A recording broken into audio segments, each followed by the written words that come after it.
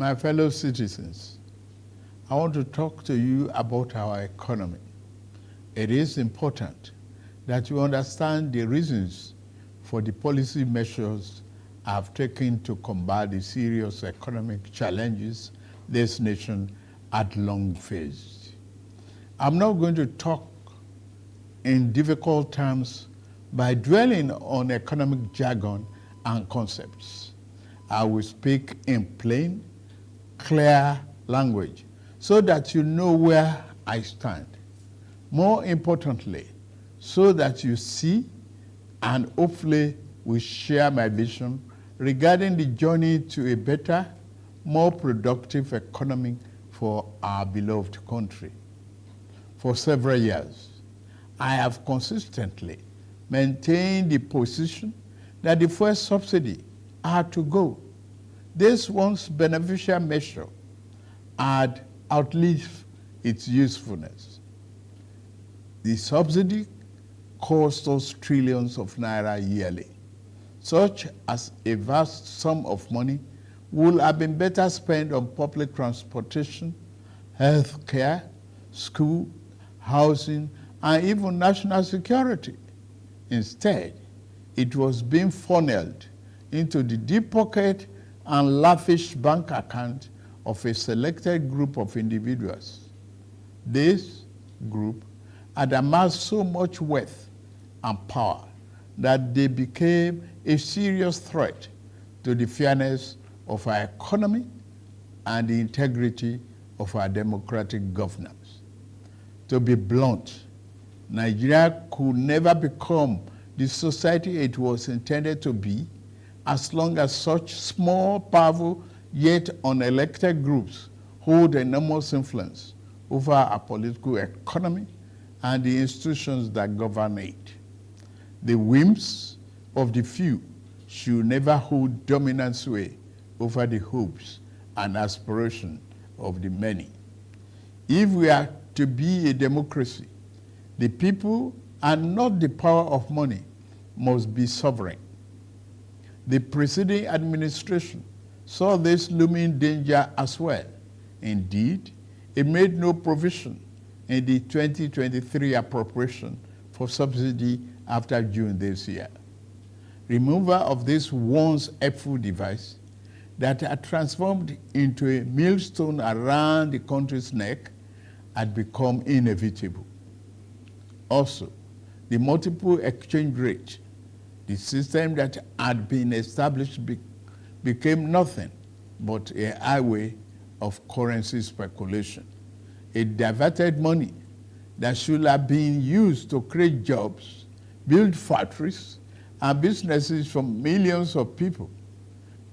Our national wealth was doled out on favorable terms to a handful of people who had been made filthy rich simply by moving money from one hand to another. This too was extremely unfair and is not acceptable. It also compounded the threat that the illicit and mass accumulation of money posed to the future of our democratic system and its economy.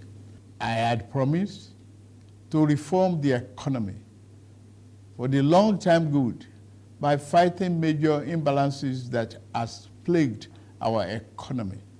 Ending the subsidy and the preferential exchange rate system were key to this fight. This fight is to define the fate and future of our nation. Much is imbalance. Thus, the effect in our economy immensely profited a tiny elite, the elite of the elite, you might call them. As we move to fight the flaws in the economy, the people who grow rich from them predictably will fight back through every means necessary. But we are ready. Our economy is going through a tough patch, and you are being hurt by it, I know. The cost of fuel has gone up. Food and other prices have followed it. Households and businesses struggling. Things seem anxious and uncertain. I understand the hardship you face. I wish there were other ways, but there is not. If there were, I would have taken that route, as I came here to help, not to hurt the people and the nation that I love so dearly. What I can offer in the immediate is to reduce the burden of current economic situation, which has imposed on all of us, most especially on businesses, the working class, and most vulnerable among us. Already, the federal government is working closely with states and local governments to implement interventions that will cushion the pains of our people across socio-economic brackets. Earlier this month, I signed 4 executive orders in keeping with my electoral promise to address unfriendly fiscal policies and multiple taxes that are stifling the business environment. These executive orders on suspension and deferred commencement of some taxes will provide the necessary buffers and headroom to businesses in manufacturing sector to continue to thrive and expand. To strengthen the manufacturing sector, increase its capacity to expand and create good paying jobs, we are going to spend $75 billion between July 2023 and March 2024. Our objective is to fund minimum of 75 enterprises with great potential to kickstart a sustainable economic growth, accelerated structural transformation, and improved productivity.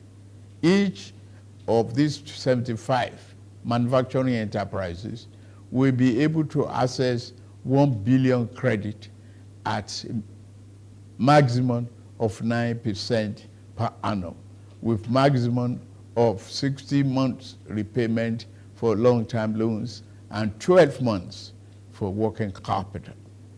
Our administration recognizes the importance of micro, small, and medium-sized enterprises and the informal sector as the drivers of growth.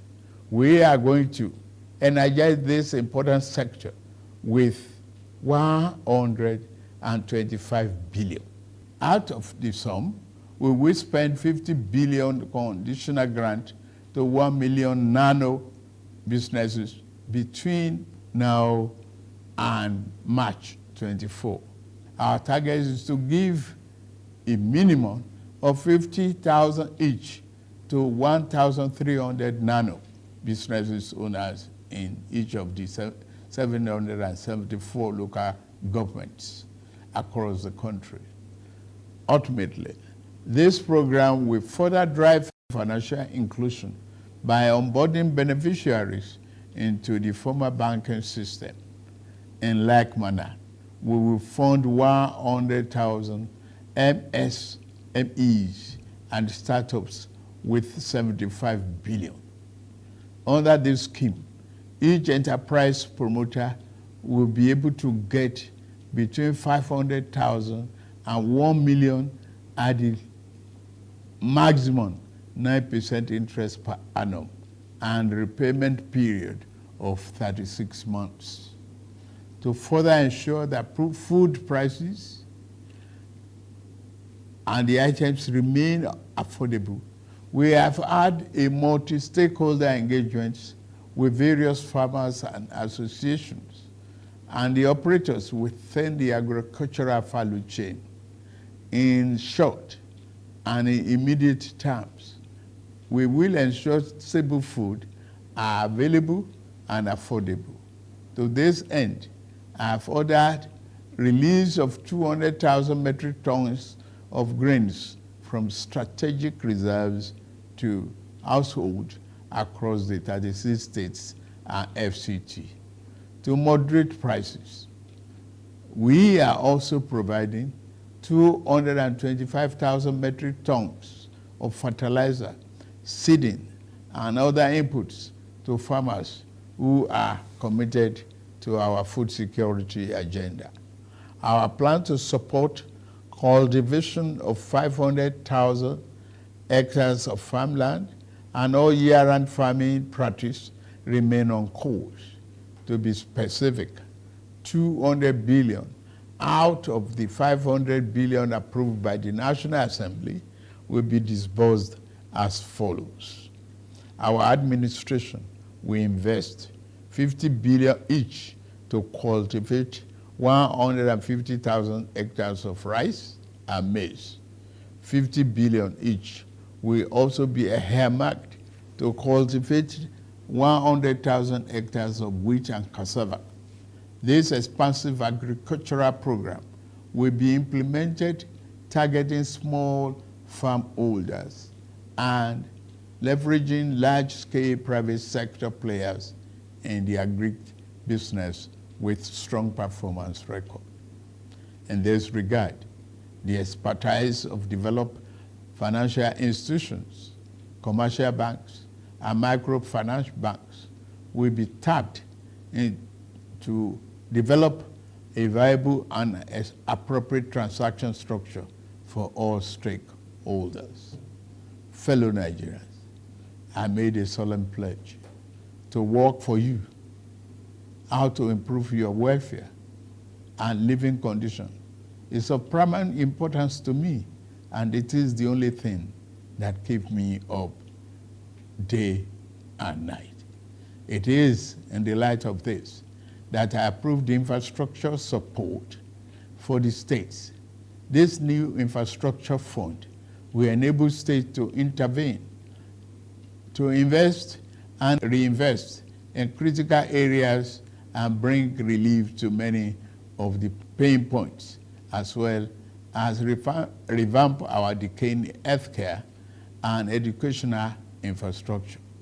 The fund will also bring improvement to rural access roads to ease the evacuation of farm produce to markets.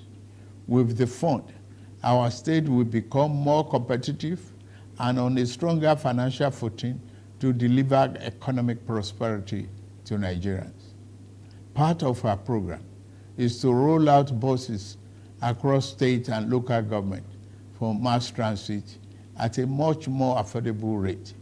We have made provision to invest 100 billion between now and March 2024 to acquire minimum of 3,000 units of 20-seater CNG fuel buses.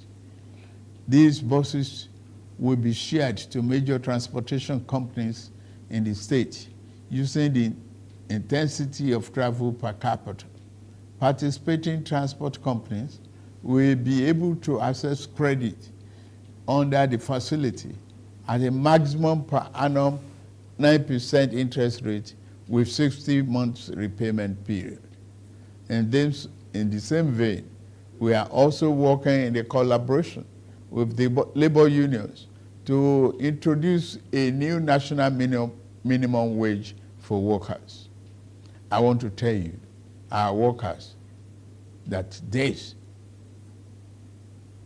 your salary review is coming. Once we agree on the minimum wage and general upward review, we will make budget provision for it for immediate implementation. I want to use this opportunity to salute many private employers in the organized private sector who have already implemented general salary review for employees. Fellow Nigerians, this period may be hard on us, and there is no doubt that it's tough on us. But I urge you all to look beyond the present temporary pains and aim at the larger picture. All our good and helpful plans are in the works.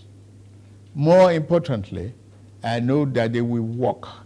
Sadly, there was an unavoidable lag between subsidy removal and these plans coming fully online.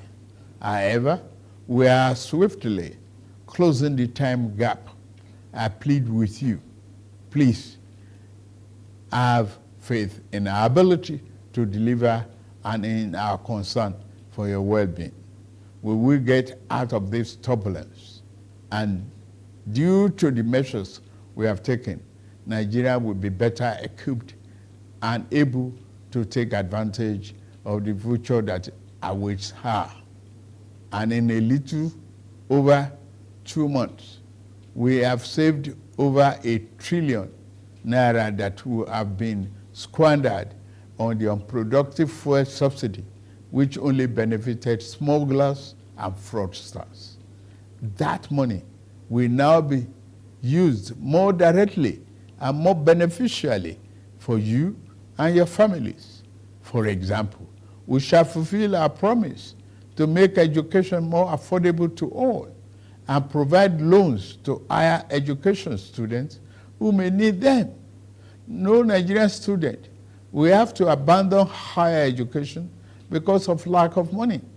Our commitment is to promote the greatest good for the greatest number of our people. On principle, we shall never falter. We are also monitoring the effect of exchange rate and inflation on gasoline prices. If and when necessary, we will intervene. I assure you, my fellow countrymen and women, that we are exiting the darkness to enter a new and glorious dawn. Now, I must get back to work in order to make this vision come true. Thank you all for listening, and may God bless Federal Republic of Nigeria.